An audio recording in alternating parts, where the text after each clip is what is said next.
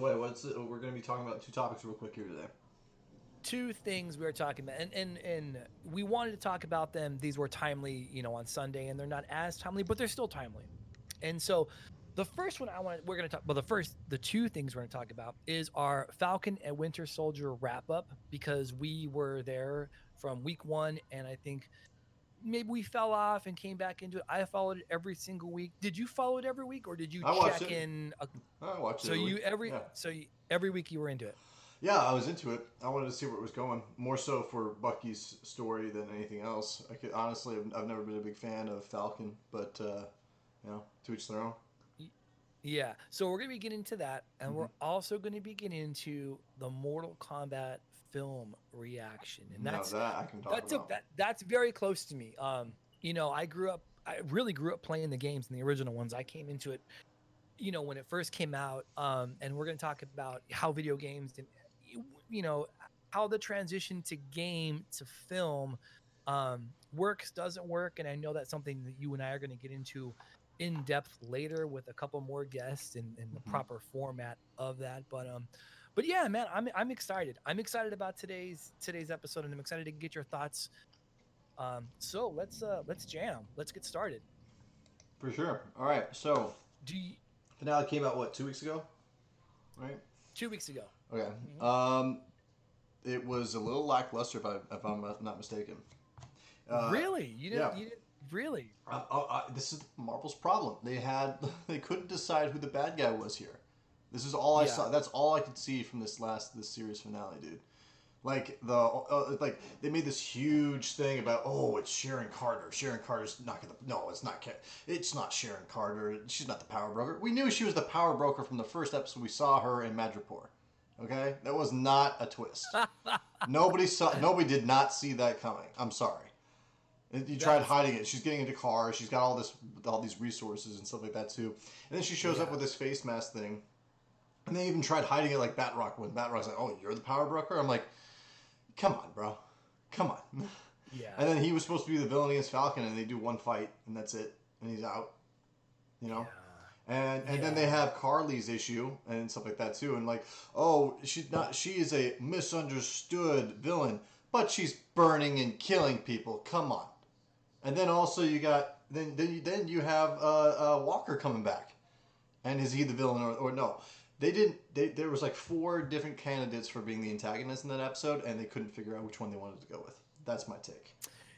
Well, that's I mean, through that lens, I'd have to agree. The biggest part of it for me was the fact that Sharon Carter can turn out to be the mole. I think was the biggest. It wasn't a secret, right? I even put on my Twitter, if you didn't see this coming, then you weren't watching, type of thing. Because Twitter? How are we not friends on Twitter? You're on Twitter? Actually, to be fair, I just got back on Twitter because, as you know, I've got a film coming out later this year in a web series, and I'm trying to reach out to different filmmakers here in Los Angeles to go ahead and kind of get some thoughts on it. And Chad, I'm hearing a lot of fluff. I need the name as he shows up on Twitter right now. So my Twitter handle is it's Cartering Films, and I will. Thanks for the follow. But what I was going to say was that I think that you're right about Sharon Carter. I kind of felt like that was a poorly veiled reveal. I think everybody kind of felt that, and it'll be interesting to see how they continue that, if they continue it, which I do want to touch on. But how did you feel when you first? Because in the first 2 minutes, we get the reveal of what was in the box. I mean, at the end of episode 5, Sam is looking at this box that Bucky got him from Wakanda. Wakanda. Wish I could use a Brad Pitt's voice right here. What's in the box? Yeah. I think that for that week, I saw that meme at least 3 or 4 times. But we didn't actually see we saw him open it, but we didn't actually see like the unveiling. There could have been a better moment, as opposed to you cut episode 5 with him looking in the box, and you open episode 6 with not a moment where there could be a lead up to something exciting and revelatory and like a transition. He's already in the suit holding the shield, and then somebody asks him, "Who are you?" "I'm Captain America." I love the fact that he said it. It gave me kind of chills. But how do you feel about the reveal of, from what was in the box to seeing the suit? I'm sorry, the guy that said I thought Captain America was on the moon did not make that made no sense to me. So I was more confused by that guy's reaction to him saying that than him actually saying it. Why did he say that? I don't know, dude, and I can't find anything. I'm like, it's like the same. It's like having a guy with jeans on in the Mandalorian or something like that, where it's like I'm gonna focus more on this in the Starbucks cup in Winterfell with Emilia Clarke, Daenerys, over what something that is supposed to be a big reveal, which it wasn't. They handled this it was very lackluster. It was very lackluster. Gotcha. Not a big fan. Well, okay. like I said, this is the problems I've always had with Marvel, because Marvel can't make a good villain. Well, I think Marvel can make a good villain. I think that their plan for television series that needs to be reevaluated, because I think in the two that have been out, I think The Hollywood Reporter and Variety have kind of given scathing reviews about their story arcs. I mean, you know, you have a 3-arc story in most films, and Marvel has gone on to, or Kevin Feige's gone on to say that these television shows are basically 6 hours films, and it doesn't play like a film. It doesn't, right? It doesn't at all. It feels very disjointed in some cases, I think. This is their thing. Like, in my opinion, Marvel is like, okay, how do we make a villain? Well, let's look at the best person we can look at. Let's look at Loki. Loki's not a villain anymore. He made him an anti-hero. So stop using him as a blueprint for everybody else. Because they're like, okay, let's make Nemo like him. Zemo, not Nemo. Zemo. Yeah. Sorry. And he's all being like funny, and he's like the one that's like stabbing the heroes in the side to try and get a reaction out of him. That's what Loki did. Do something different. I mean, I don't like that kind of character, or like character-esque person, which was interesting. But Zemo in Civil War.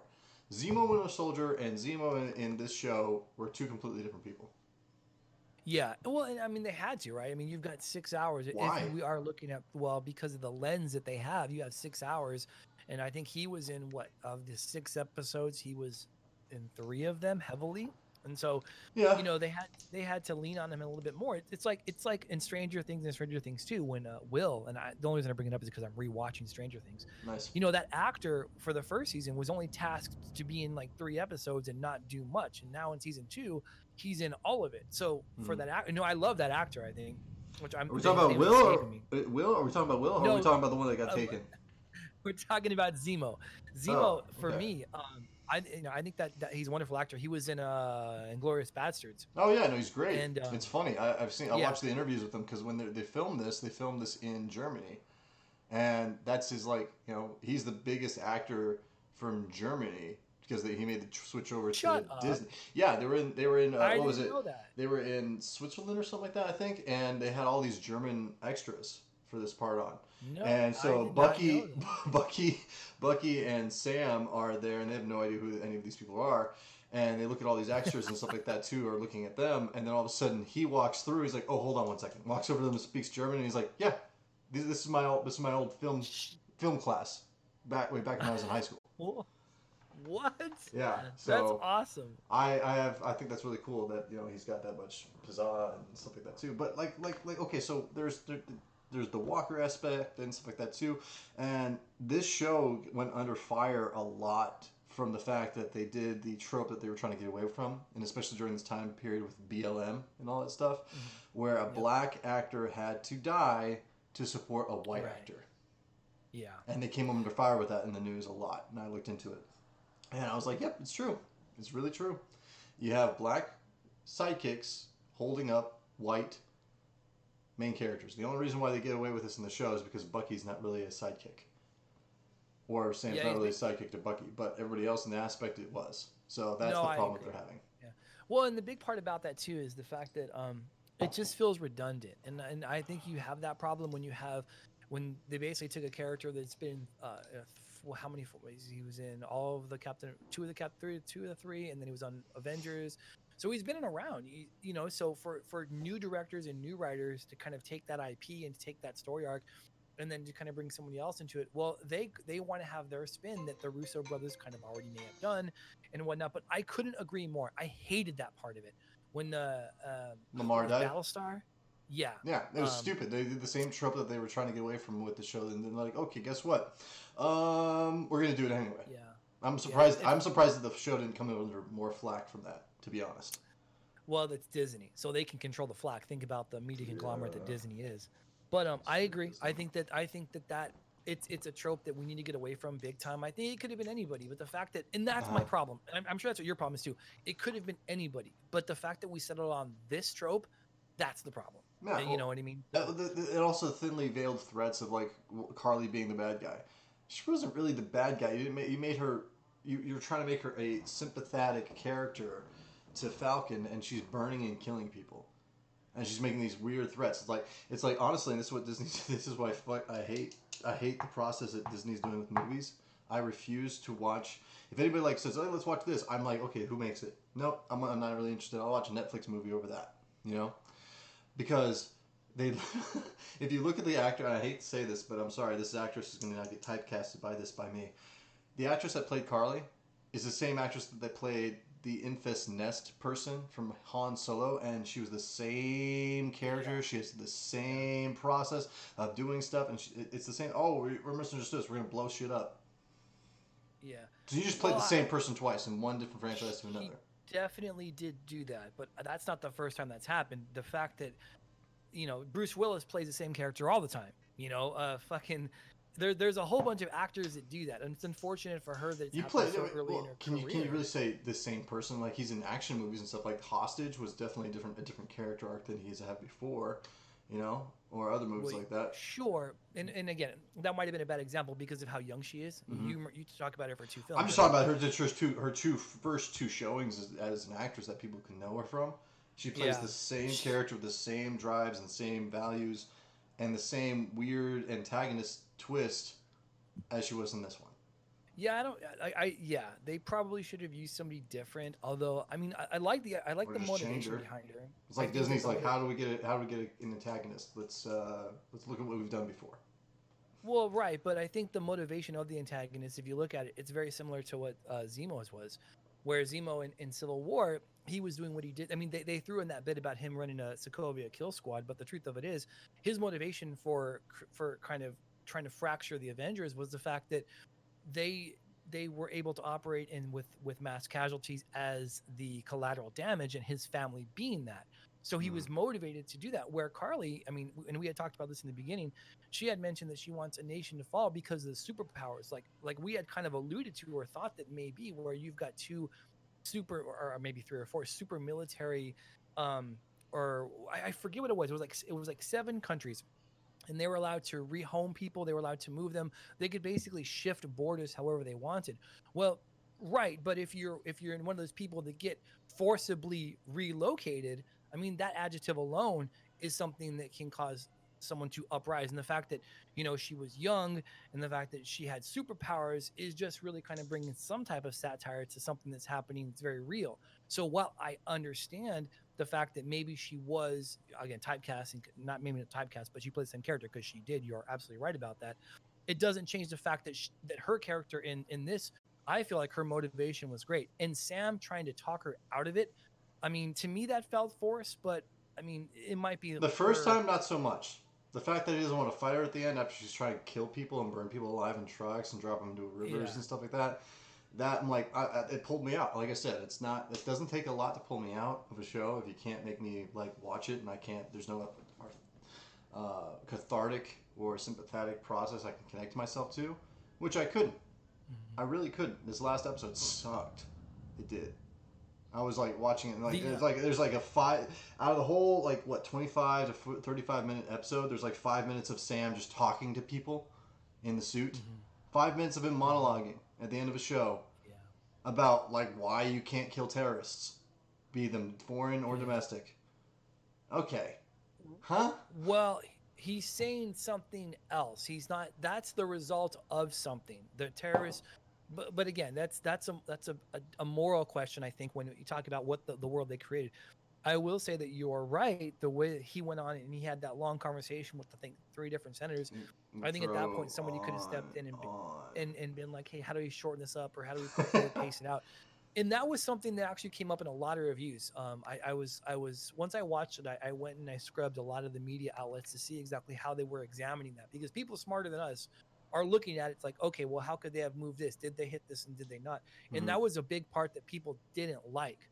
For what you said, the pacing part of it is so So there's a lot to talk about that though, because from this we have the first. Well, I mean, he's officially Captain America. He's Yeah, they accepted it. changed the title. Yeah. Yeah, at the very end, which Which is cool. I'm excited to see that. You know, that's how it was in the comics and stuff like that too. I'm excited. I always knew that he was going to be the next one. Bucky at one point was Captain America as well too. I liked his arc and his journey. I liked the end of the episode when he goes back to Nakamura, I think what his name is, and talks to him about his son. That was probably the best part of the episode. I was going to ask you. So now that we've talked a lot about Sam now, and I want to revisit it before we have to switch gears to Mortal Kombat.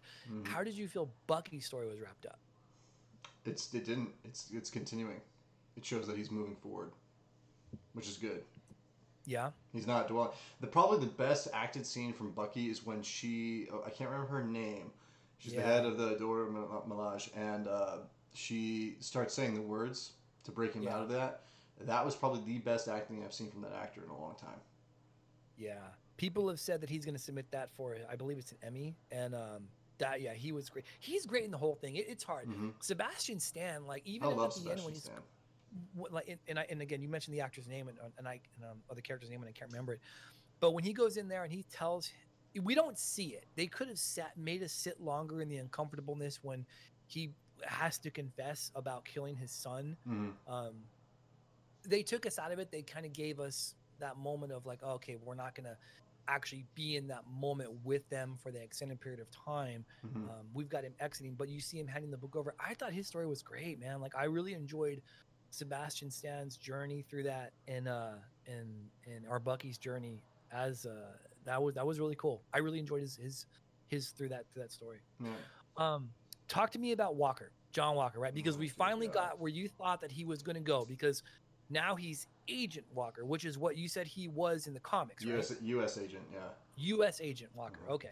So what? So tell me, did that kind of go the way you thought it was going to go? Yeah, and it was the same lackluster ending I was going to get, because especially when the actor all of a sudden this week says, "I'm probably not going to be in anything else," then why build him up? Yeah. Why bring in Dreyfus to be this unknown character and then get him a new suit and everything like that, and all of a sudden, you know what? That's the last time we'll use him. Get your head, like, where are you at, Feige? What are you doing? You got no movies coming out, really. Are you working on any movies right now? You got, what is it, Shang-Chi or something like that, and the Legend of the Thousand, or the 100 Rings, or 10 Rings, I can't remember. I think 10 or 12 rings, I forget. I can't remember what it's called. But again, okay, cool. That looks interesting. Nah, it's a character that people don't really know about. People didn't really know about Guardians of the Galaxy, so I'm kind of excited about that. Also, okay, I'm probably going to be canceling my Disney Plus subscription, because guess what? I don't have another Marvel thing to watch on it for the next 6 months. So why keep it? I think Loki comes out in June, doesn't it? No, it comes out in August, I think. Okay. Doesn't it? No, I think it's sooner than that. Hopefully, if it's sooner than that, sweet, then you got me. But I thought I was waiting another 6 months from anything on that network. So I'm like, why would I? No, I don't think it is. And I'm a big fan of Julia Dreyfus. I love everything she's in. I have a just sidebar this.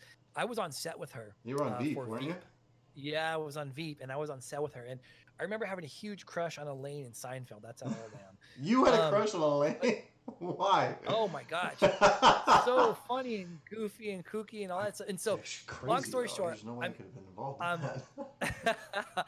I'm here on set, and I'm going through the stages, and I end up seeing her. I'm standing right next to her, and she's maybe 5 feet tall, rail thin, wearing like bed slippers, because they keep her out of her heels until she plays whatever she was playing, but super nice. Anyway, it was really cool. She's aged really well. Rachel was saying. Yeah. Yeah, that's for being great. 60 years old. My God, she's 60. Yeah, dude, we looked it up when we saw her. I'm like, look, it's Elaine. She's like, huh? I'm like, that's Dreyfus, and she's like, no way. I looked up how old she is. She's like 61. It's crazy. That's why I would have never thought that. I was thinking she's like 45, maybe 50. I know, right? That's wild. Good for her. You're right. Good for her. But I guess her character has big deal.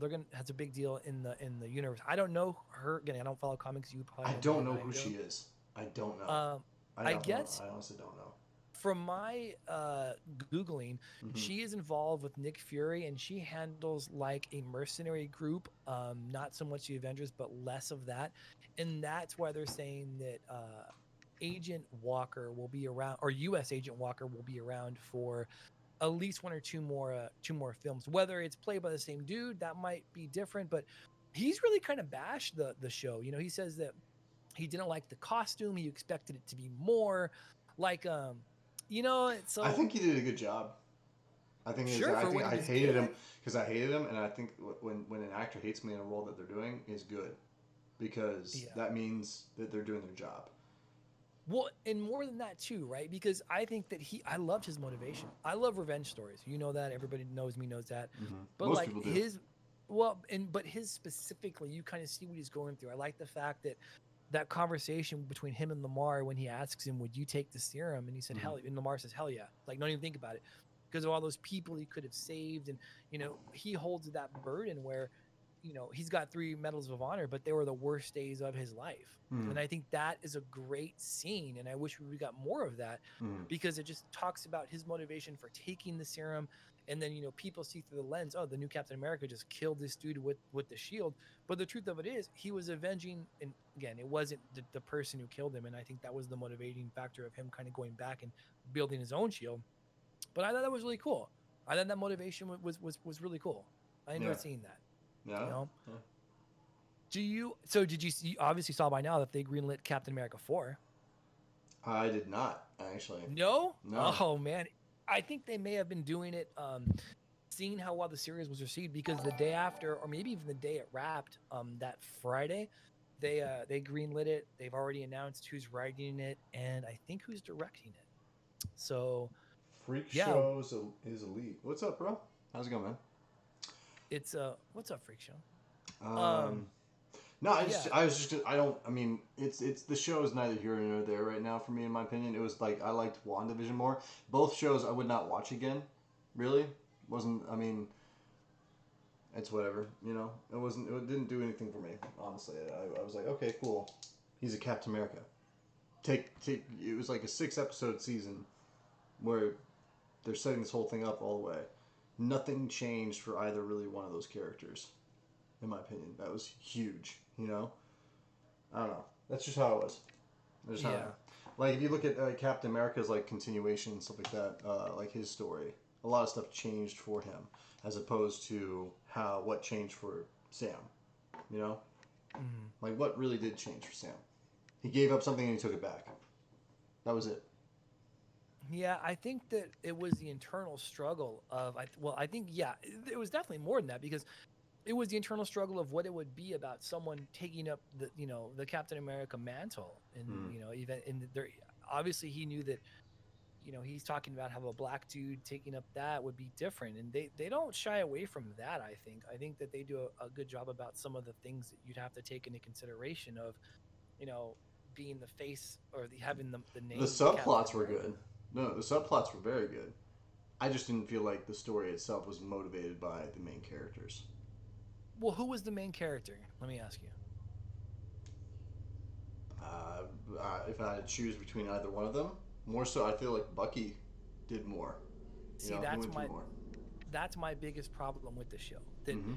we don't know who the main character is. Yeah. And I think that, you know, even in the title, it's a dual main character They thing. spent too But much time with Sam's family.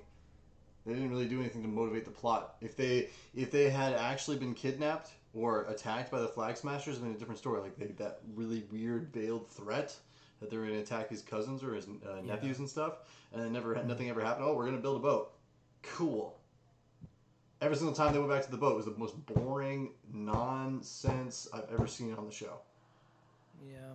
I mean, it could have been done a little differently. I think that maybe on the back end of it, they were trying to show some type of, I guess, maybe everyday problems that some people have, and how to work past it. I don't know. I tend to agree with you. But again, when you give someone 6 hours to make a movie, you know, there's going to be some filler, I guess. I'm not sure. That Nah. part did get me. But Nate, all right, I want to wrap this one up, because we're in the second half of the hour to talk about Mortal Kombat. Is there Oh, this is what I'm anything down to that talk about. you're is there anything that you want to say about wrapping up the series Falcon and Winter Soldier, soon to 6 be out known of as 10. Captain America?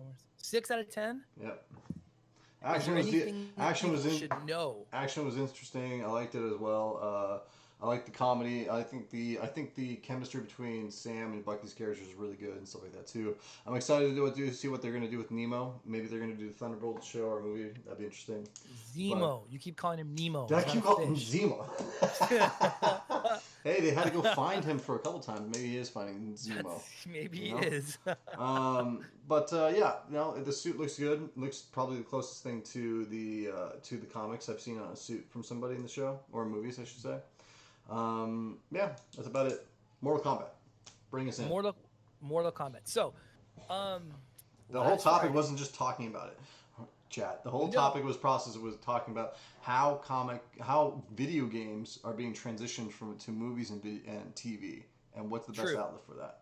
But we're not talking about that one now. We're talking about Mortal Kombat the movie, right? The review, the reactions, how it made you feel, what you think it did right. Oh, do you want to hold off on that? We can do that. Yeah, we can do that. Okay, let's do that.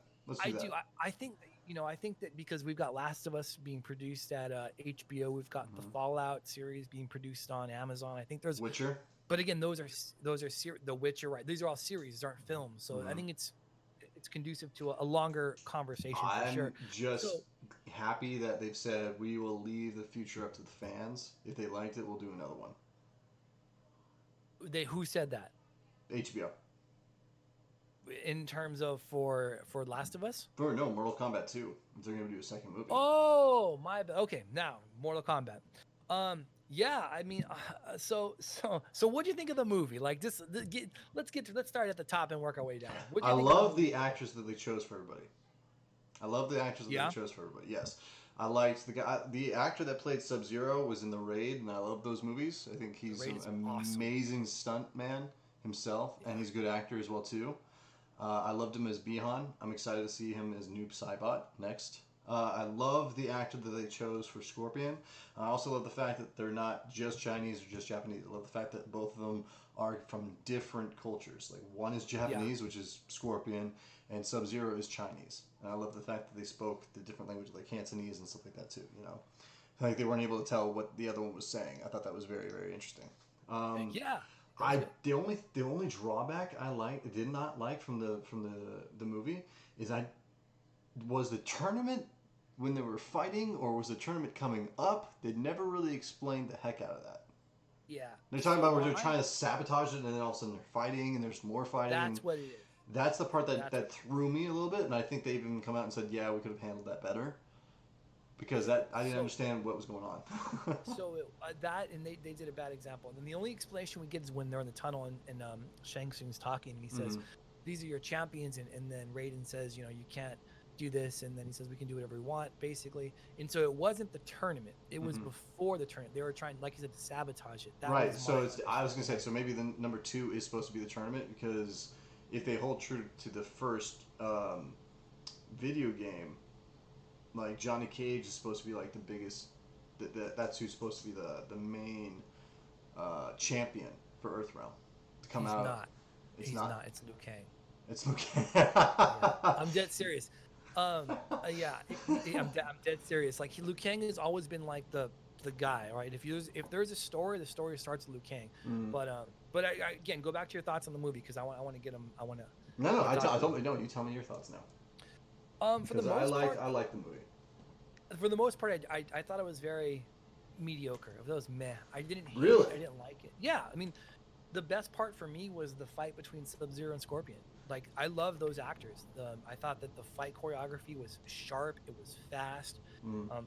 Especially the final fight. I think I was watching a BTS on them choreographing the fight with the director, and he said that they actually had to tell the actor who played Sub-Zero to slow down because he was too fast. Oh, he's fast. He's so fast. Yeah, and then he knows what he's doing. Well, and that's part of why I really enjoyed. I think both those actors really knew what they were doing, and I think the fight scene for me really sold between Scorpion and Sub-Zero. That was a lot of fun to watch, and then I felt like, oh, this is fast. This is cool. I enjoy these characters, but everybody else I didn't like. I hated the lead actor. I don't mean him. Who's the lead actor? Cole Young. Okay, yeah. I didn't understand, because they're putting in different people and stuff like that. I'm okay with it, but I was like, he didn't really motivate me in any way. He wasn't likable. I mean, I hate saying that. Exactly. But he wasn't likable. Right. I was like, bring back Scorpion. When am I going to see Scorpion again? Mhm. When am I going to see Sub-Zero again? Absolutely. You know, honestly, I was completely surprised by this. The person that I liked the most out of the movie was Kano, and I Me too. hated Oh Kano in my the god, video yeah. I think games. I was texting you at the time, or maybe you were texting me. I said, yeah, Kano's the best part about the movie in my mind. He was, well, other than Sub-Zero and Scorpion. Or Kano was dude, they did Reptile really good. I couldn't agree. I couldn't disagree more. They did him like shit. You Like did? it looks Oh, like a reptile. Like it's not. yeah, He's not a reptile. yeah, he He's is. he's a reptilian. So he's a part man, part reptile. This was just reptile. This was like some type of creature. Which, granted, yes, reptile is that, but he's also like a biped.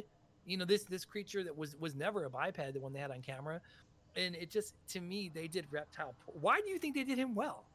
I think I don't know, because the fact that he wasn't just human, like in the video games, like how they changed the evolution of the character in the video games itself. Originally, it was just human that had the reptilian powers, like Sub-Zero.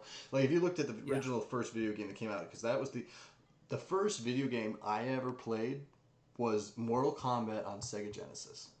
That's the first video The game first I ever one? touched. The very first one. Very blocky characters, but very a lot of gore and stuff like that too. I was like maybe 11, and my uncle. I went over to my uncle's house, and that's the first video game I got excited and I got freaking like hooked on video games. Yeah. And if you look at those, there was like Sub-Zero, Scorpion, Reptile, and there was another person I can't remember their name. Rain, I think. But they were all dressed the same. The only thing that was different about them was their moves and the colors. Yeah. That was it. They, Reptile was like that. And then all of a sudden you move forward and you can look at Mortal Kombat 10 or Mortal Kombat X or Mortal Kombat versus the DC universe, because they're owned by the same people, NetherRealm and NetherRealm Studios, and the video games. And then also the most recent one, Mortal Kombat 11, Reptile became more reptilian. He wasn't just a but guy. he was always like mostly human. Well, he was a biped, right? He was never. Yeah, because I kind of think that was where they missed it for me. That the reptile that on camera was mostly like a, you know, like a salamander almost, with very, you know, hideous looking features. Salamander. But I know what you mean. Like I remember that reptile showed up in Mortal Kombat 2, and he was identical to Sub-Zero and Scorpion for the most part. Yeah. And then it was smoke, it was rain. Smoke. Yeah, Smoke they cool. there were a bunch of them, and all they did was just change the gi. You know, they went from green to orange to blue to gray to red to purple at one point, and then they started to change them. So yeah. So if I look at these pictures of Reptile, originally he looked just like Scorpion. He had the black, the green gi, and stuff like that, you know. And then as you look at the most recent changes to Reptile, he is biped. He is, like, if I send this to you right now, he's got a tongue. I like that they use a tongue. He's got a tail and stuff like that too. He's got fingers and legs. He's very humanoid looking in most of the original ones, but now he looks more reptile. Like he actually looks like a miniature Godzilla. But he's a biped, and so the one on the movie wasn't a biped. When you say biped, can you explain that to me, please? Yeah, he walks on two legs. Yeah. So this one, like originally, like he was walking around on all four when he was climbing around shit, but when he was fighting Kano face to face, he was on his hind legs. Huh? Maybe I missed that then, because I was. He was invisible, Chris. He was invisible. Well, but I know, but when he's on the top of the bookshelf, he's flattened out. So I'm just wondering, maybe that was the case. I don't know. Interesting. Because he was standing almost as tall as Kano was when he was standing up to him when he pulled out his heart. And okay, this is also another thing that they did really well. I think they used the video game catchphrases in the movie in a way that wasn't as corny as they were in original Mortal Kombat movies. Bro, I hated that so much. You hated that? Oh my God. I hated Kano wins. I was like, yes. The only one that was a little bit corny is when Kung Lao goes flawless victory. But I was like, after he cut her in half with the hat, I wanted to see that, because that was my favorite move to use as Kung Lao. Is when you throw the hat and it was like a buzzsaw, and he's like he rode on her like down like a freaking skateboard, and he's like flawless victory. I'm like, hell yeah, it was flawless. She didn't touch you once. I fucking hated that so much. That's Mortal Kombat, bro. I don't like, and that's why I think Mortal Kombat is such a hard game to make into a film, because you have catchphrases like that. You have the fighting tree. You have your favorites. I have my favorite. You know what I mean? Like, there's the story for Mortal Kombat is so outlandish because it's a fighting game. You know, there aren't many good stories. Well, that come there's from people. fighting I games. mean, not only is it a fighting game itself, but it's regular people fighting up against people that can shoot like fireballs out of their Well, for hands. the most part, You because know. Johnny Cage can still throw fireballs and Sonya can still throw fireballs. I Well, mean, all you know. like that. What I'm saying is like originally, before they get to that stance, they're just fighting, right? I mean, Oh, I see what you're saying. Johnny Cage doesn't even unlock that stuff if you look at the video game until later on He in the Johnny story. Cage doesn't in no, and then no, it happens right away. You're Does talking about it? the game or the movie? I'm talking about the You're talking about the game. game or the movie? I'm talking about the The game. game, he has it right away. Yeah, he throws a green fireball. That's what he had. And Sonya had this thing where she could like shoot like in the movie. She had like purple bangles, and then she Yeah. could shoot from. And yeah, so they always had those. I mean, it's a fighting game. You don't unlock it. You know, it's Oh. arcader. So. I'm talking about like the cinematic like story, not the actual playability of the game. Well, there is no cinematic story on the first one though. That's my thing. No, the one that's considered canon is there's a cinematic. I think it's Mortal Kombat X or something like that. I can't remember. It's when they started unless they start with like I'm talking about like the most recent video game itself. But I digress. Go ahead. No, I think you're right. I think we're making 2 points that are both valid. You're right. On 10 and 11, there is some type of outlandish story in netherworlds or outer worlds taking over Earth, right? And like you go to different locations and you can kind of see Earth be like overwhelmed by these things. And so you're right. I do remember that. But in the first one, like I think they always have their abilities, but for me, Mortal Kombat, the movie, anytime I hate when people break the fourth wall. The only time that works for me is in Deadpool. And I know you're a huge Deadpool fan, so I'm on board when did they break the fourth wall though? For me, it was when they say something like flawless victory. They're saying it to the other people, though. I know that. I'm not saying they're saying to the audience. I'm not saying that. But to me, it feels like them saying that is almost just like them breaking the fourth wall in my mind. Because it's so on the nose, you may as well be talking to the viewer. You may as well be doing that. There's nothing that requires any type of second look. Well, maybe they mean this. To me, that was too much. That's where it took me out of it. But I thought it was a nice nod to the fans and like to the video games. It almost did in certain aspects, but I'm like, you know what? I get it. I get what they're doing. You know, so I was able to understand that. What was your favorite? So Kano was your favorite then? To watch? Yes. Yeah. Yes. He was awesome. Yeah. I they turned a character that I could give a crap less about, to be honest. And I hardly ever liked playing with him in the video game itself. Yeah. And then they turned him into somebody who was like, do I still have Mortal Kombat 10? I think I do. I need to play as him again. You know? Yeah. They did small things to it that didn't make him unbelievable. Like in the video game, he's got this like faceplate thing where the laser comes from, as opposed to like being able to shoot it. Yeah. And then this one, it's like that's his power. I'm like, okay, cool. You set the stage, like I said before. I've said this before on this podcast. You gave me the rules of the world, and you stood by them. This is what it was. You know, you had to go through certain painful experiences to unlock these certain aspects or these abilities, right? And they did. So there you go. And they started off with him being like not the rapist freaking, asshole guy. They got him there throughout the whole thing. So in my opinion, his journey was done really well in this. More so than I would say that Cole's, because Cole's was like a little bit all over the place, I feel like. And again, it's nothing against the actor, it's just against what we saw. Yeah. Yeah. They brought somebody in that I had no idea about. I was thinking like, okay, maybe he's Smoke. I thought that's who I thought originally. Like maybe he's Smoke. Maybe they're doing something different here. Probably the most brutal fight was Jax and Sub-Zero. Sure. Like when his arms get ripped off and the gun animation with the ice. I thought that was cool. That was cool. That was really because cool. The BBs of the shotgun. Not a lot of people watch that, know that. So yeah, it would they're BBs. So yeah, that one was really cool. That was cool. Like when his arms gets ripped, I'm like, oh yeah, here we go. I like it. Sub-Zero's animations, anytime like you saw the water start to freeze, like the animations and the visual effects, that was done really well. Yeah. I think anytime and I think that's where a lot of the budget went.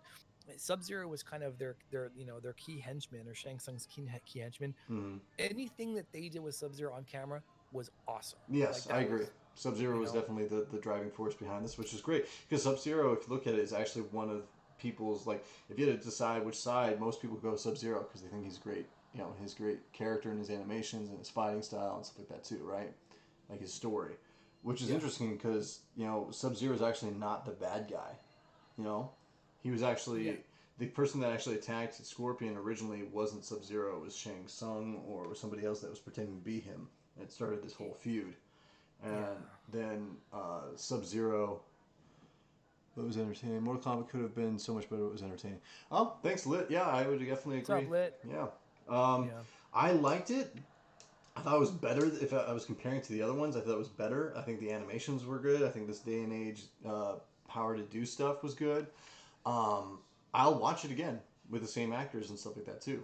I like Raiden. I think the guy who played Raiden was interesting. I liked him a lot too. I'm excited to see more. I'm excited to see, who they pick for Johnny Cage. I'm excited to see Katana. Did you see who they're pushing for Johnny Cage? Yeah, it's the guy who played Cyclops. Well, that's one of them, but there's a bigger push for somebody else. Did Who? you see? No, who? Who's going to be it? Ryan Reynolds. Are you kidding me? No, he's even reposted stuff. He has? I would watch it. I mean, I'm sure that if they did that, they'd get a lot more people watching it too. Oh God, yeah. He's great in everything. Like his sense of humor for Johnny Cage would be fucking perfect. Have you seen Six Underground by Michael Bay yet? Of course I have. Yes, I love that movie. Yeah. Because it's exactly what they sell. It's a Michael Bay movie. Yeah. It's a Michael Bay directed movie starring Ryan Reynolds. The fights and the plots were not all there. Okay. Which plot are you talking about, Lit? I'm curious. I think he's right. A lot of people have said that.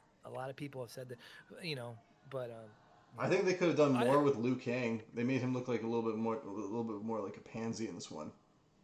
Well, it felt like he was second fiddle to Kung Lao, because again, he's saying Kung Lao saved him, and like Kung Lao was the older of his cousins, I think, and I think they're of the same. I can't remember the I don't want to say tribe because it's not tribe. The same like clan. The Shaolin monks. Yes, Shaolin thank you. Yes.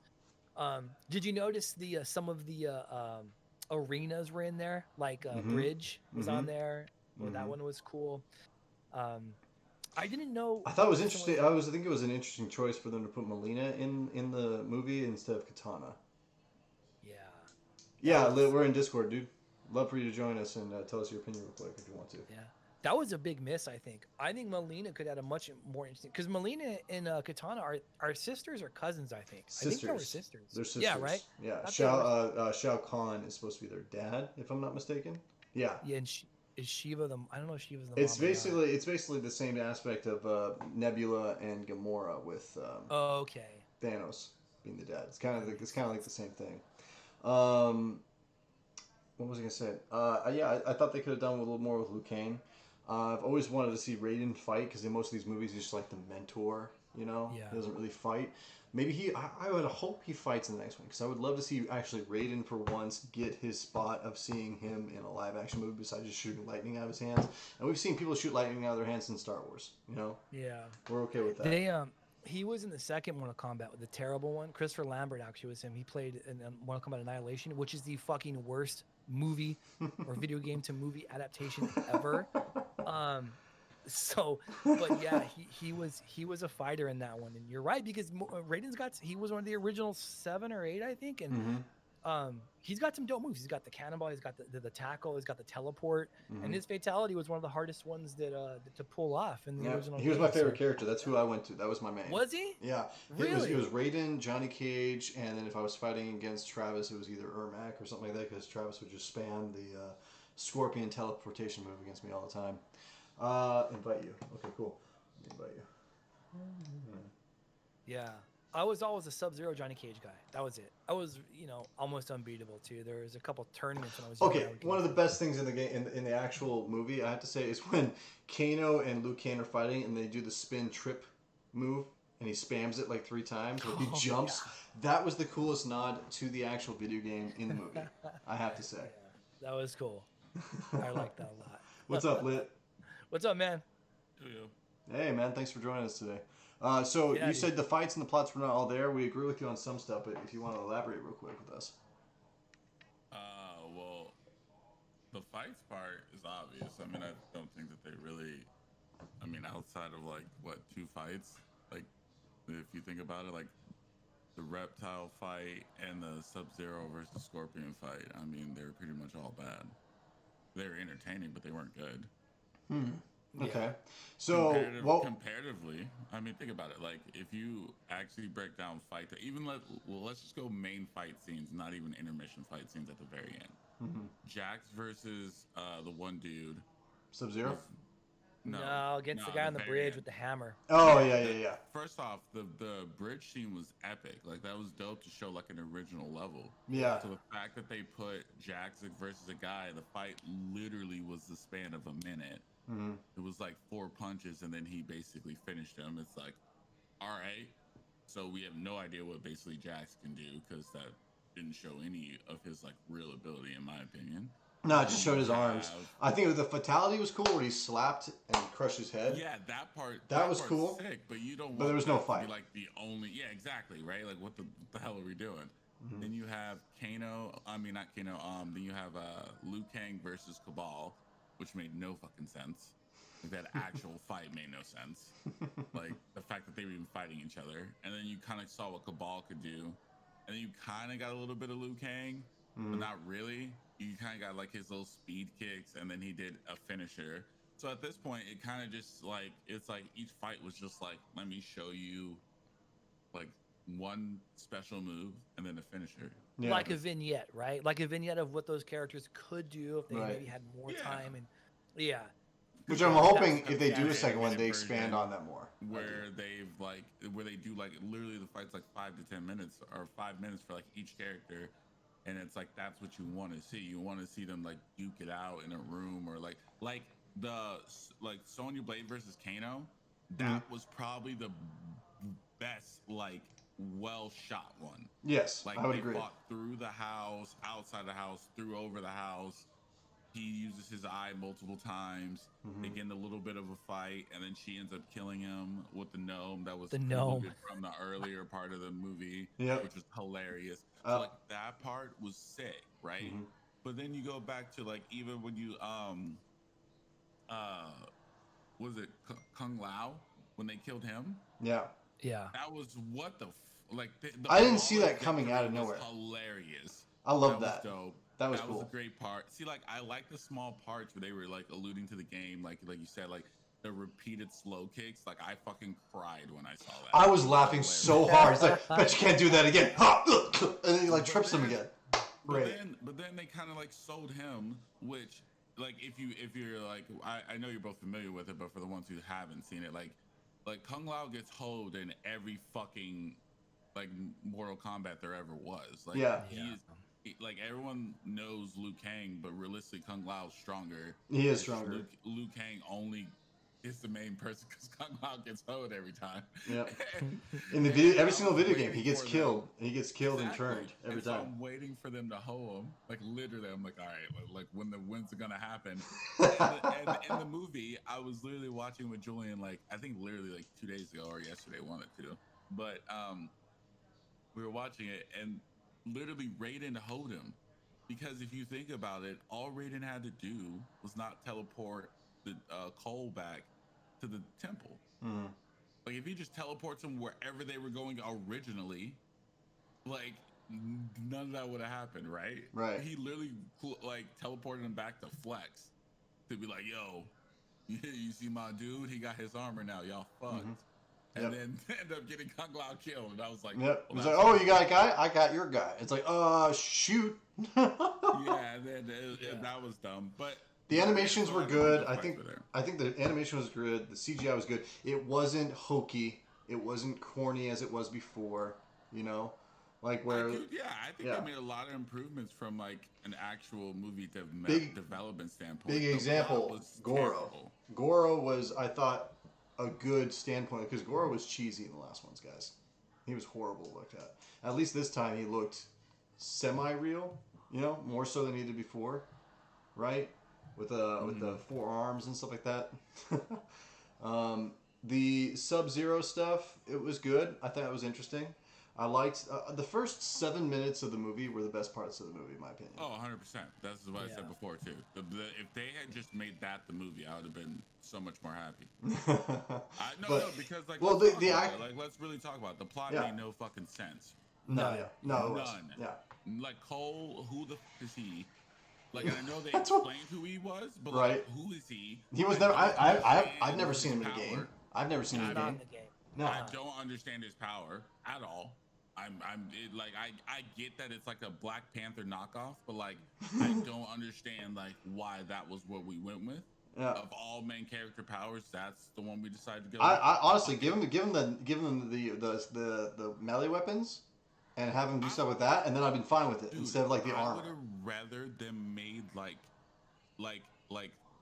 Scorpion, almost like his power was to be like have like Scorpion take over or something crazy like that. I thought he was gonna get possessed by Scorpion. Honestly, I thought Scorpion was gonna come through him. That's what I thought. It didn't make any sense how they did that, and that's the problem with having the main character as somebody who the fans don't know. And I get that they had to do it to like provide a lens to see it. It's our journey with him because he doesn't know either. But it was just I could give a crap. Yeah, nobody cares about this dude. Nobody gives a shit. And so you know why? Because it's a video game. We've grown up playing these video games and these other characters. We didn't care about somebody who's new. Nah, but that's not why we don't care about him though. Because it doesn't make any sense. That's what I didn't care about. I didn't know his story. I didn't know what he could do. But you know what I mean though? It's not like they didn't like the main problem. So this is the same with like. So I still haven't seen the Snyder Cut, and like we'll talk about that after I've actually seen it because it's hard for me to put 4 hours aside.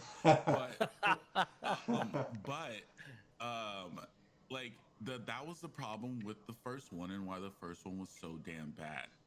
They rush everything nowadays because they just want to make money, knowing that no one else is doing it.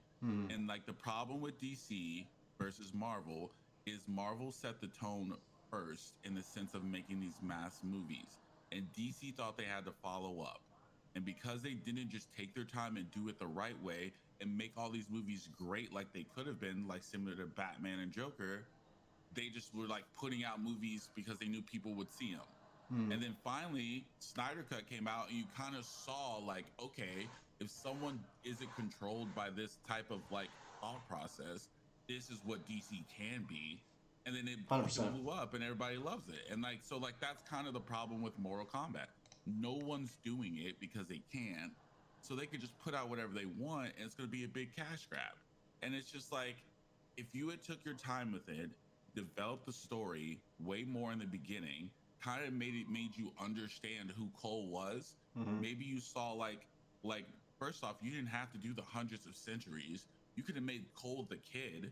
Maybe saw him grow up a little bit, learn how to fight, right? And then have Jax protect him as a kid, that kind of thing. You know what I mean? Something. Yeah. And then instead of it just being like some random UFC thing, and then it kind of turns into like, oh, you don't have any offense or you don't have any defense, and then that ends up turning out to be his power because he doesn't have any defense.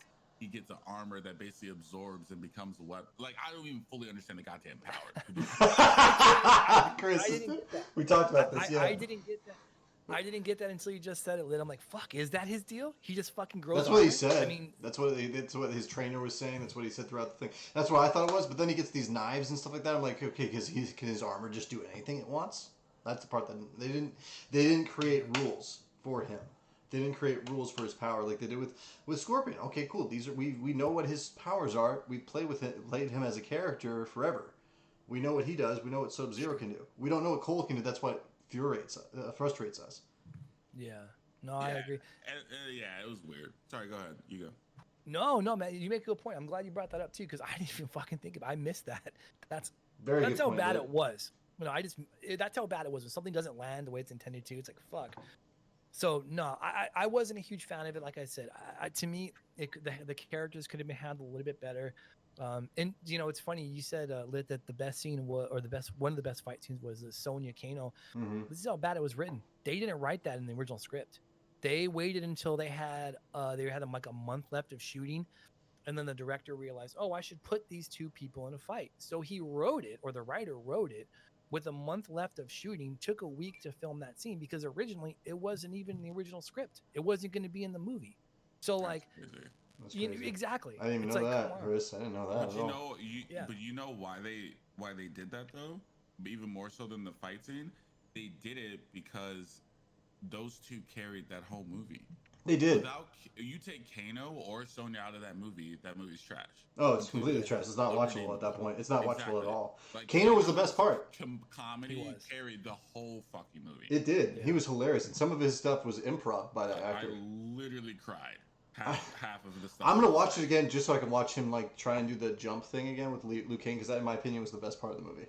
I love that part. I was like, you fought with your friends so many times when the one guy in the back corner in that game is just crouching and doing the trip move against you, and you can't get any frame fucking fighting. I just love when he did when the dude first when he's like, "What's up, MC Hammer?" and he hits something, he's like, "Damn that! Am I gonna get powers?" That part, he's like, "What am I gonna get? Like, am I getting fireballs? Am I getting lightning? I want it to be fireballs." He's like, he touches something, he goes, "What the fuck?" like that was the main and then that was the crazy part was throughout the whole movie, I kept seeing parts where I was like, oh my god, okay, cool, like this, because like if you've ever watched anime, right, you always have this like 10 episodes and then there's a payout.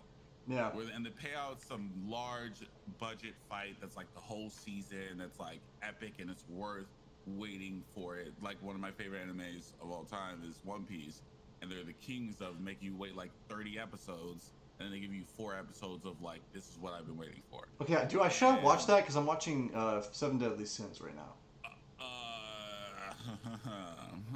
We should watch, Chris. We should look into some anime, and we should talk about that sometime. I watch a lot of anime. I can guide you through any show you want to watch, but I will tell you that if you want to watch like one of the like 3 kings, like it will, like you better set aside a month. One Piece has like 1,000 episodes. Yeah, I know, dude. It's like the biggest freaking anime. I've looked into it. Leffy looks cool. I like the characters process. We're getting off topic of what we're talking about today, but anyway, yeah, maybe anime will be our thing next time. I'm not going to let you get torched on this video. It's Luffy. I don't want you to get torched in the comments. What is it? Luffy? Luffy, right? Luffy, yeah. Luffy. Bro, my bad. Bro, Dustin loves that. My roommate he cosplayed him for I think 2 Halloweens ago. That's so crazy. Yeah, I only know about that character, but I've heard about that anime. See, I was a big fan of Bleach. I've seen DBZ. I've watched all of AOT. Yeah, I don't tell people to watch like so when it comes into like when you're entering anime, like especially when it's like one of those like so when it like a lot of ones you hear about are gonna be like One Piece, Bleach, Attack on Titan, Naruto, Attack on Titan's now. Like that's a newer age one. That's not like one that you're gonna hear as like you know why you hear so much AOT because anime just became cool for mainstream within the last like 5 to 10 years. Like all the newer animes, there's a new style of animating, right? Like you said, you've seen DBZ before. DBZ, Naruto, like all the old school ones, they have the payout method where you're kind of waiting a lot of episodes to see one big fight or to finally get to see what you want. I started watching AOT when it first came out. I thought it was interesting. Yeah, well, the new ones, AOT is included in that. It's quicker. It's 24 episode seasons. Yeah. It's more intense fights. It's all kind of clumped together, but it's done well. And so that's why you hear AOT drop a lot these days, or you hear like Tokyo Ghoul. Haven't seen Tokyo Ghoul. My main was always Bleach. I was a big fan of Bleach. Wow, that was my Bleach is good. But the main problem is that these are just like league animes. Like they take so long to watch. You have to be like it's not for the week. There's a lot of other. There's like 12 seasons. And they're like 50 episodes. Exactly. Seasons. I can give you like a lot of other good ones. But like anyway, sorry, back off topic because we definitely did just like. Chris, how do we end up on anime? sorry, no, it's all good. Anime, I'll be there for a year.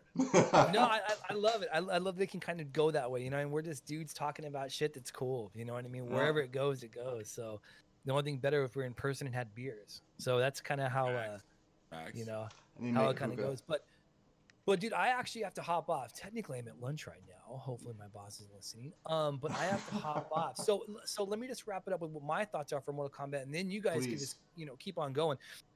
I know that they're talking. There's a big push about making a second one. I think it cleared 22 million at the box office. Even, and and I don't know what the budget was. I don't think it would have been too much because there weren't really any named actors in it. The effects weren't bad. They weren't great. I think, if it pulls in 70 million, maybe 50, there'd be a sequel. And like you said, Nate, it's up to people to get that sequel going. And I think the director knows that. He's saying people hashtag for it, bring it up, talk about it. And the campaign to get Ryan Reynolds in as Johnny Cage was, That's funny. if they, that would line up for that. Draw. Yeah, that would be definitely, people would watch that. People would go, that would be a blockbuster right there. Yeah, exactly. No matter what, that would be a blockbuster. But it was a fun movie. I mean, is it better than the first one? Yeah, because it looks better. But at the same time, are the characters better? I don't know. I think Goro was a little more. Goro was the end boss of the first game. Let's put it this way. I hated Kano, and they made Kano likable. So right there, they've got a plus for me for character development. They sold Goro, not to cut off the your last thoughts. They sold Goro. He that was unfortunate. They could have made that a way better fight. Yeah, I think so too. And they have other ones like Motaro's there, Kintaro. They have other 4-legged animal or armed people and beasts and whatnot. So maybe it was like that. But I would like to see Goro treated with a little more care. But anyway, guys, I enjoyed it. Well, actually, I will watch it again in the background while I'm doing something else. I'm probably going to watch it later today. I love Kano. He's hilarious. He, by far and away for me, was the best part of the entire. Well, the Sub-Zero Scorpion fight and then Kano. That's kind of my thoughts on it. Yeah. So yeah. What about you, Nate? Or Lit? Do you want to go? Let's let Nate go. No, I want to hear Lit. Yeah. What do you think? Wrap up. Overall, I think like if I were to scale it out of 10, I give it a 6 because it wasn't unwatchable. I mean, it was. That's true. It wasn't Dragon Ball Evolution. It stayed true to the actual theme and people having the powers and their interactions. But I think the plot overall was just not there. It was kind of all over the place. I wish that was my biggest drawback too. Thought process in it. The fights weren't there, so if there was a saving grace, it would have been the fights. Like you said, the Scorpion Sub-Zero. I think if those fights had been consistent throughout the movie, I think that would have been a top tier movie. But the fact that it just been the plot, I can let go because that's the director and whoever's doing it, vision. So you kind of almost I've learned in anime in the same way. You kind of got to let that play out, and then once it's done, then you kind of see if it makes sense or not. And this being potentially a multi-movie, you can't judge it off the beginning because it could be trying to set up something later. So it's kind of something that you let grow and see what happens. But that's overall, a good point. Based off the first movie, the plot was terrible, and I didn't like it. I think they missed my last thing would be the most overall missed opportunity. I think was the Sonya Blade versus Melina fight because Melina's my favorite character, and I thought that they killed her immediately with her power instead of that. That could have been one of the best fights in the whole movie. Yeah. And I think that they literally sold that whole interaction by just making her show up and then kill her immediately. And I was like, okay. That pretty much summed up my movie when I saw that. Right. Hey, Lit, did that feel like a waste to you? Did that feel like a waste to you of the character? Oh, 100%. 100%. Because they didn't give her any backstory whatsoever. All her fights were short-lived. Minus the one with her and Sonya, and I thought that they were gonna elaborate. They even said it at the end, which pissed me off. She was like, "Please give me the one with the teeth," and I was like, "Fuck yeah, let's go, let's double down," because that was the best one so far. Right. And then literally they're like, "Nope, you get Kano," and I was like, "All right." And then I thought that she was gonna come back, and then he was gonna go fight Sub-Zero. So did I. Yeah. That was gonna be the switch off. No, and they just kill her. Back and kills her immediately. And I was like, and the main problem with this, and I don't think that's why, I think we understand it as consumers of this product for a long time, but I don't think people understand it. And unless they use some type of plot armor, she's gone forever. There's no sequel for her. So that's what's kind of terrible. Same with her and Goro. So unless they use the soul method that they've used in past games where they just bring people back to life. I think that's what they're going to do with the Black Mist, because Sub-Zero comes back as Noob Saibot, right? So unless they do the same thing with her, and instead of giving her different powers and stuff like that, or maybe they bring them back and give them more powers than we saw, right? Like the He's teeth. he's always Sub-Zero. He's not been Noob. No, Noob's a no, different. no. Bin Han becomes Noob Saibot in the games, and Sub Zero, the new Sub Zero, that's actually a good Sub Zero, is his brother. Oh, that's news to me. Yeah, Sub Zero actually becomes a hero itself, and Noob Saibot is actually the first Sub Zero. Huh? I did not know that. Interesting. Yeah. Well, there you go. On a Thursday afternoon, dropping knowledge. I keep thinking today's Friday. I don't know why my days are backwards. Dude, I believe. All right, Nate, take us in. Wrap us up. What do you think of Mortal Kombat? I'm gonna give it a 7 out of 10 because they made it one because it opens the ability to watch more. The fight scenes were great. I thought the actors that they chose were great. The way they ended it was not so great. That's why it gets lower for me, because we were all over the place. Like I said in the very beginning before Lit joined, I didn't know if it was in the tournament or the next one's going to be the tournament. They didn't really make that clear, right? They made a character that, why it's got a 7 for me is because they made a character that I could give a crap about, watchable, likable, somebody that I was rooting for kind of halfway through. You're talking about Kano, right? Kano, because Kano was like the best part of the movie, and I didn't expect it. So that's why I give it a 7 out of 10. Him to die?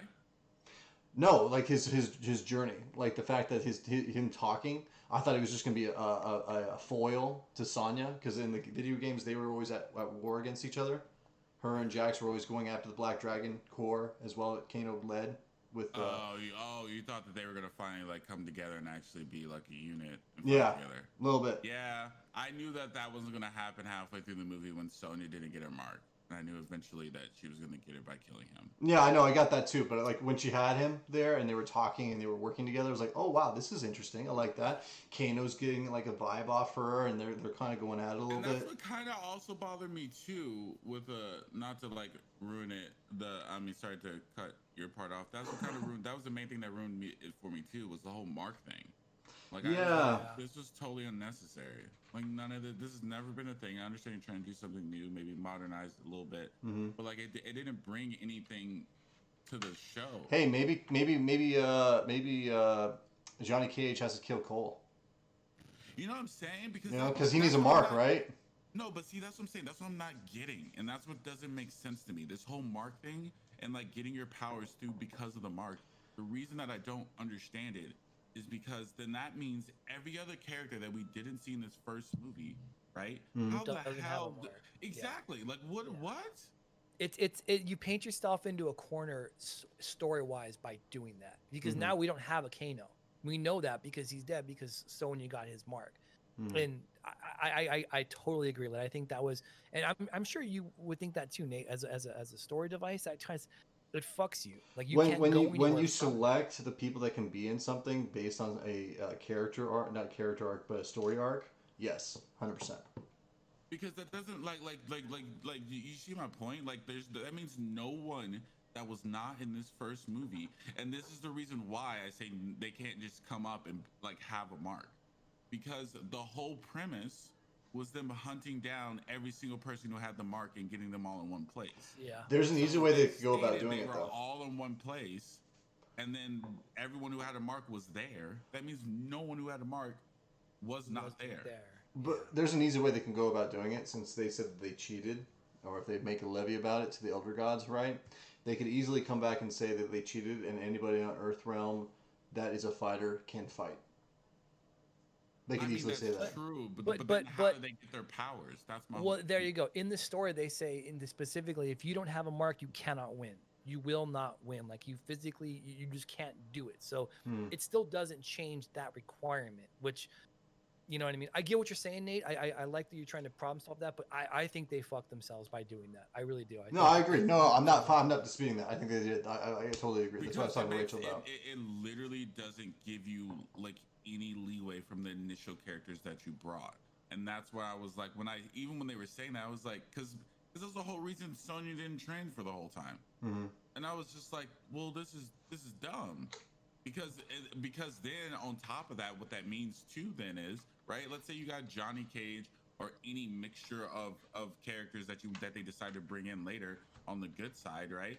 That means that they have to kill one of the evil characters and knock them out permanently just to get their mark, even though then there's no training arc. It limits you so much to where you're gonna have very similar instances where like Sonya Blade, where she killed somebody and then she got her power somehow like immediately right after, and then she just goes and kills somebody with it, and it's just like, yo, this is not what I want to sign up for. I'd rather just be like 5 to 10 good champions. They all have like a little training arc. They kind of figure out what's happening, and then they pop off. Like the fact that Cage wasn't in this one to begin with. I mean, and then like, are they gonna bring in their kids? Because we all know they exist now with the new games, right? Yeah. Cassie and Jade and stuff. Yeah. Yep. You know what I mean? Like, it's gonna be interesting. I'm excited to see where it goes. To be honest, because I think it still has some hope. You know, I think it still has. Well, let me ask you guys, what do you guys think? So on a scale of 1 to 10, are we going to see a Mortal Kombat 2 in the next, I don't know, 2 to 3 years? Yes. How on a scale from 1 to 10, 10 being positive, 1 being no. Well, if your Ryan Reynolds thing is true, 100% 10 out of 10 option. Well, bro, the internet is never wrong. You know that. If it's on the internet, it's true. So. Well, you said he retweeted it, so he did, but that was on the internet, so. 2 to 3 years, no shot. No shot, 0. Yeah, will we see another one? Yes. I don't think in 2 to 3 years. No, I don't think in 2 to 3 years.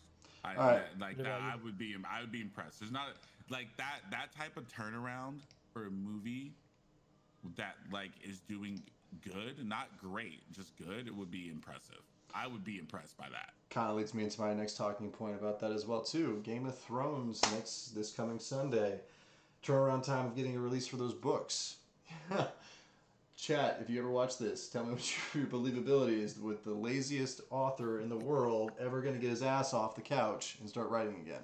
To give us why would he ever need to do that? Like, this dude's banking checks. Like, this dude doesn't have to do another thing. No, I know, but I'm just saying, like, stop writing this prequel that nobody wants to watch because you lost like half your fan base with your last season. Give your fans the books that we want to see, but that's gonna be another talking point this Sunday. I also don't think that was him though. But yeah, then again. Oh, it's 100% him. It's 100% him. He like the last 2 books, dude. He had like 6 years in between. The guy's the laziest author I've ever known. No, the author part I agree with. I meant though the last season of Game of Thrones. I mean, like that's not his fault. I mean.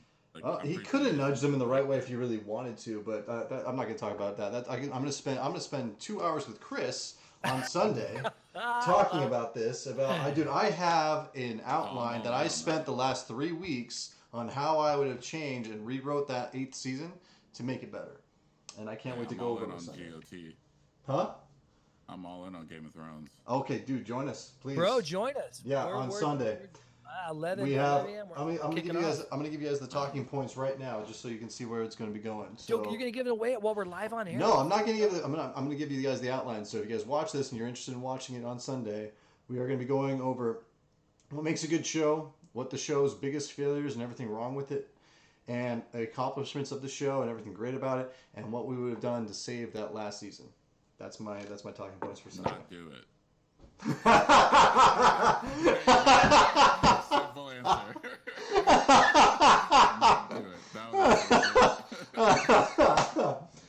Chris, this was a good talk, man. Even though we slammed like 2 topics in today, I think this was good. I liked it. Yeah, again, it's good points. I'm glad that you joined Lit. I like the idea. I'm glad that we talked about Mortal Kombat. We got a second point of view, but for real, or a third point of view, I should say. Nah, man, it's always good. Again, we're going to be coming out on SoundCloud. We're going to be coming out on YouTube, Instagram, Twitter. All of our shit's going to have to be coming out. So yeah, rebranding the show. It's going to be good. It's going to be great. It's going to be great. Lit, thanks for stopping by, man. Please drop by on our GOT talk. I mean, it's going to be a good one. It's going to be a good one. Oh, bro, I'm full-time blood now, will be bro. spilled. I'll be in any type of podcast. I talk way too much and know way too much, so I'm always down to share my. Those are our favorite kind of people, man. Those are the favorite kind of people. Also, Lit, send me your outline of One Piece. What episodes I should watch? Oh, bro, don't. I ain't got that. Google that shit. Okay, I thought you said you're the one to talk to about it. My bad. I am the one to talk to about it, but not about no 1,000-episode outline. Google that. All right. I could do it. It would literally take me like 30 minutes to an hour just to go through all of them and be like, Yep. Okay, you don't need this one. And then the best thing, like I said, the best thing when you're watching those new animes, and it's the same as if you want to watch it as well.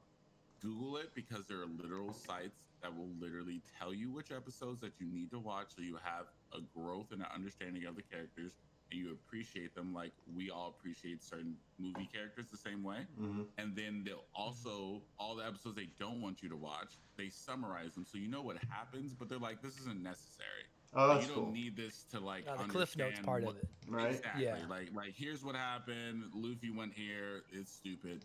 Skip it. And then it's like, but then the main ones, they'll tell you which ones to watch, and you'll get through it I mean, it's the same with Naruto or Bleach, well, Bleach isn't as bad. Bleach is like 200, 300 episodes. You can knock that one out. But like Naruto is the same way, where it's like there's a lot of filler arcs, and some of them are the most useless thing you've ever seen, but they're still good. They're just like not necessary at all. Right. So like, yeah, just Google that. But if you want like to watch different types of anime or like other stuff or like sports anime or something of that nature, yeah, hit me up. I got you. I can give you like a list of 20. But like, if you want, I do not have outlines for 1,000-episode animes. That much I do not have. I ain't that much in the game, you know what I mean? Yeah. All right, well, chat, thanks so much for sticking with us here at ReelChat. It's been a lot of fun. We had LitBoyPro on this episode, and look forward to Game of Thrones, 11 a.m. on Sunday.